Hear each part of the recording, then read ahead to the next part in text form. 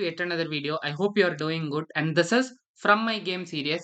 And I'm currently playing in one of my favorite team tournament, which is called SPL, and where four players play against four players from different team.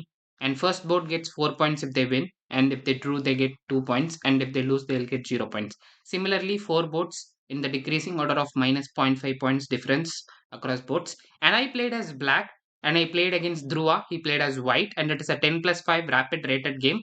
And in my last video, I have said that you should never give up. And the same thing happened in this game also. And I'm going to analyze my game with my point of view when I was playing the game, what I thought and how I went through, and I have continued playing that. And all we need is small momentum, and if we have small hope, if you continue hoping that something good will happen, definitely that will happen. That's what happened in this game. And if you're a person who is like doing a mistake and then uh, regretting, you should keep on playing and you should wait for the good moments. So let me take through the game quickly. And e4, e5, the knight f3, knight c6, basic openings was played, and the game was focused on this pawn. And there was a moment where I was like, I was blundering, and my opponent missed it, and that was happening at this moment, like where all of the piece got developed and captured the bishops, and then the queen came here, and even the bishops got exchanged.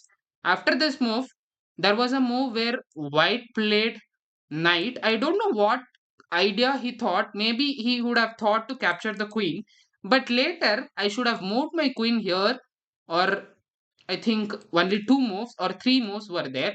And if I go somewhere, and then this is very threatful. And here, instead of playing the queen, I played my knight, which is a blunder, guys. And here, luckily, and later after the game, I discussed with my opponent, and he said he didn't spot this. So at times we get lucky, and after that, I immediately spotted and I wanted to exchange the knight. That knight was dangerous and it was trying to do so many things, and so I want to exchange. And I wanted to exchange with the knight, sorry, bishop. Why? Because I want my knight. I'm better with knight sometimes. And then the game continued, and my idea here was to get one extra pawn and push with that extra pawn. So that's what happened, and we were keep on defending, and I wanted to break the center. And then here it came a moment where his queen came and I wanted to exchange. And if the exchange happens, he has to take it back with the knight, and then I can give a check. And with the check, king has to move. And if king moves here, then I can come and fork. So king has to go here. And once king goes there, I will try to come here and try to win this pawn. And there was no way that this pawn can be defended. So that was the line I calculated. And if you see, I have 9 minutes 33 seconds. I took 1 minute, and then I took the queen. After the queen was captured, he recaptured. Then instead of giving the check first, I took the pawn first, wanted to break the extra center and structure. And then he captured it back. Then I gave the check. Then the same thing, whatever we discussed happened. And he tried to bring back the knight. Maybe I wanted to exchange, but I was very eager to capture this pawn. So that is what I did. And he thought to like trap the knight, but somehow I can escape. This knight can be escaped. And I came here, tried to attack. So from here the game continued for some time, and here if you see, this pawn was critical, and I was to keep on defending it. And the moment it came here, he has to exchange. And he didn't exchange. Instead, he tried to keep on play, like double up the rooks. And here I started exchanging. I don't know, I didn't had any concrete moves.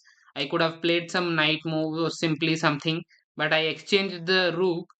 And why? Because I'm already a pawn up, and once you are pawn up, you can just simply like try to simplify the game and try to push this pawn, and somehow you can win the end game and outplay in the end game. And my opponent played so good. Actually, only one mistake was missing that queen, and after that it went neck to neck. And here was a moment I have to always think of that fork, and I'm always calculating, is as am I missing any fork? And I was not missing anything. Then here come, like this pawn was falling, so he wanted to defend it. And here I captured this pawn. If rook captures, we capture the knight back, and we are one more pawn up. And Once we are up, we can go here, and if the rook exchange, I am happy, and if the rook is not exchange and he goes somewhere, I'm winning this pawn, and this also is falling. So with that, I captured, and he also had a move to capture it back. Here, instead of going somewhere or something, I wanted to capture, because if I capture and he captures, my rook comes here and he has to exchange, or if you are not exchanging, I'm taking this.